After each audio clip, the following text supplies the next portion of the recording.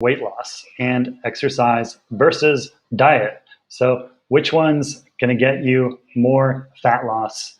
And they looked at this in terms of subcutaneous versus visceral fat. So I want to scroll down to a picture of this.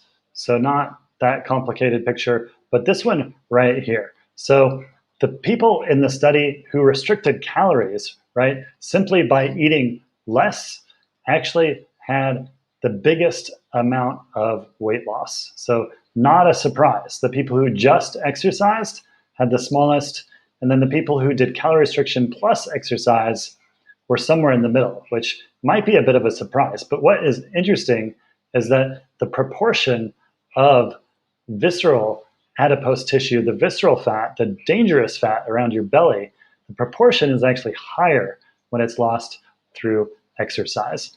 So what is the takeaway here?